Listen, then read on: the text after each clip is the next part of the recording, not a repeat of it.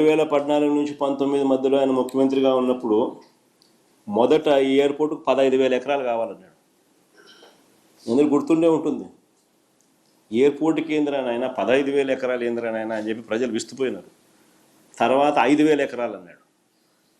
మన ఎయిర్పోర్ట్కి ఏంద్రానైనా 5,000 ఎకరాలు ఏంద్రానైనా అని చెప్పి నిజంగా ప్రజలు ఈ మనిషి చిత్తశుద్ధిని ప్రజలు సీరియస్గా శంకించి ఏకంగా ఈ ప్రాజెక్టుకు వ్యతిరేకంగా 130 కోర్టు కేసులు ఫైల్ అయినాయి.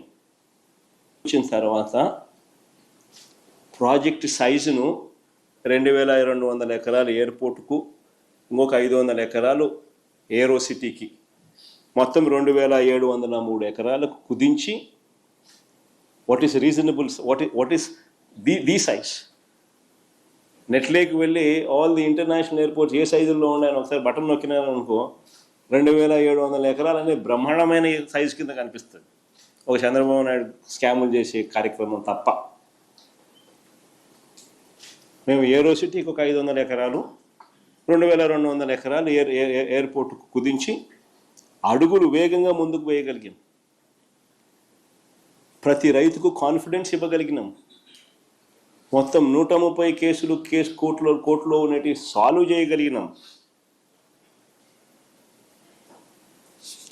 సాల్వ్ చేసి భూసేకరణ పూర్తి చేసి 3 గ్రామాలలో సుమారు 400 కుటుంబాలను తరలించి దాదాపుగా 960 కోట్ల రూపాయలు ఖర్చు చేసి ల్యాండ్ అక్విజిషన్ పూర్తి చేసినాం.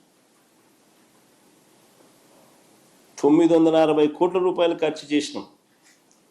టైం పెట్టినాం, ఎనర్జీ పెట్టినాం, కోర్టు కేసులు సాల్వ్ చేసినాం. 3 గ్రామాలలో 400 కుటుంబాలను తరలించి వాళ్ళకి కాలనీ కట్టినాం.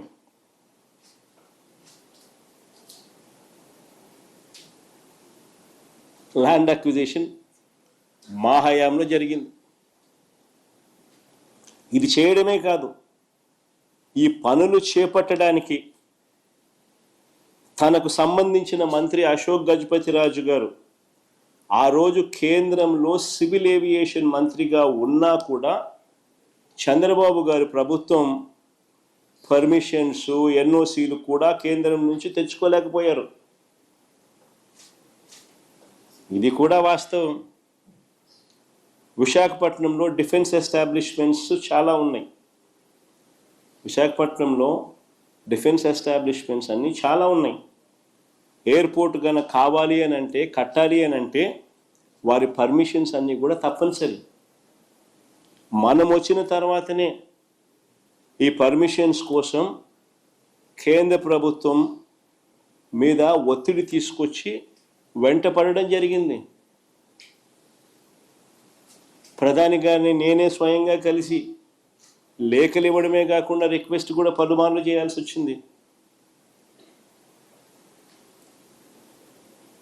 మేము వచ్చిన తర్వాతనే ఎన్ఓసితో పాటు, కేంద్రం నుంచి ఎన్ఓసితో పాటు airports authority of India approval, BCAS approval అంటే bureau of civil aviation security approval, ministry of defence approval, ministry of civil aviation approval, environmental clearance, NOC for closure of existing airport INS Dega,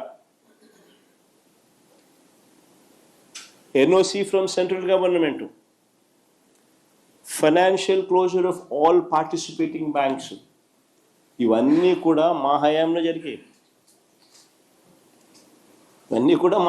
జరిగాయి. వైఎస్ఆర్సీపీ ప్రభుత్వం అధికారంలో ఉన్నప్పుడు జరిగాయి. రోడ్లు, నీళ్లు, కరెంటుకు అవసరమైన రాష్ట్ర ప్రభుత్వ అదనపు నిధులు కూడా మా ప్రభుత్వం వచ్చాకే ఇచ్చాం. అవి కూడా మా ప్రభుత్వం వచ్చాకే ఇచ్చాం. చివరికి కోవిడ్ లాంటి కష్టాలు ఎన్నున్నా కూడా అన్నీ దాటుకుని ఫోకస్ పెట్టాం. కాబట్టి ఈ ప్రాజెక్టు 2023 మే 3వ తారీఖున ముఖ్యమంత్రి హోదాలో నేను శంకుస్థాపన చేశాను. ఆ రోజు మీటింగ్లో చెప్పిన 2026లో మొదటి ఫ్లైట్ ఇక్కడ నుంచి టేక్ ఆఫ్ అవుతుంది అని చెప్పి.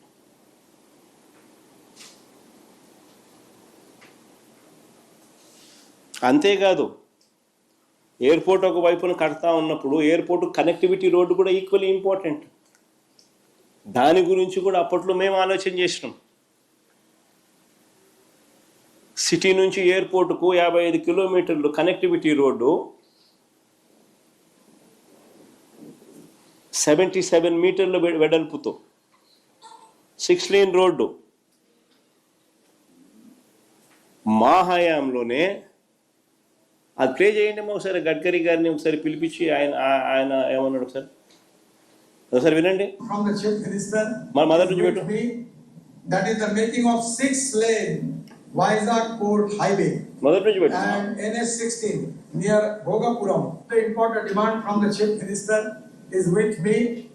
That is the making of 6-lane Vizag Port Highway and NS16 near Bhogapuram.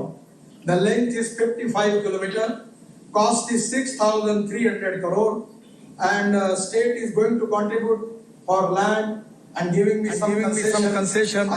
I already request the Chief Minister and the Chief Secretary. They have given me the letter and also 157 acre of land for multimodal logistic park they are giving. From my ministry, I am sanctioned this important project, which is very important for Andhra Pradesh and dream project of Honorable Chief Minister. Many times he requests me about this proposal. Today I am happy that we are sanctioning this project. Connectivity road కూడా కేంద్ర మంత్రి గారిని పిలిపించి ఆయనతో sanction చేయించి ఆ ప్రాజెక్టును కూడా ఆయనే ముఖ్యమంత్రి గారి డ్రీమ్ ప్రాజెక్ట్ అని చెబుతూ అనౌన్స్మెంట్ చేసిన దాఖలాలు.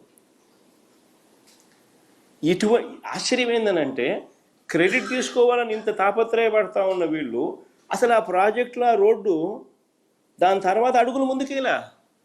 మన ప్రభుత్వం పోయిన తర్వాత ఈ 2 ఏళ్లలో వీళ్ళు వచ్చిన తర్వాత దాన్ని పర్సూ చేసుకొని అదేదో ఆ ఎయిర్పోర్ట్ అయ్యే టయానికి ఈ రోడ్డు కూడా కంప్లీట్ కావాలన్న మినిమం ధ్యాస కూడా వీళ్ళకి లేదు. ఈరోజు ఎయిర్పోర్ట్ కంప్లీట్ అవుతా ఉంది, నెలలో బహుశా ఫ్లైట్స్ కూడా టేక్ ఆఫ్ అవుతాయి. పరిస్థితి చూస్తే రోడ్డు కనెక్టివిటీ కుంటు రోడ్డే. ఇప్పటికి అయిపోయి ఉండాలి మామూలుగా అయితే. ఆ స్టేజ్ నుంచి 2 సంవత్సరాల టైం ఉన్నది చంద్రబాబు నాయుడుకు. ఈ ప్రాజెక్టు ఒకవైపున చకచకా పనులు జరుగుతూ ఉన్నాయి, ఓ పక్క రోడ్డు మీద కూడా ధ్యాస పెట్టిందంటే ఇది అయిపోయే లోపల అది కూడా అయిపోయి ఉండేది.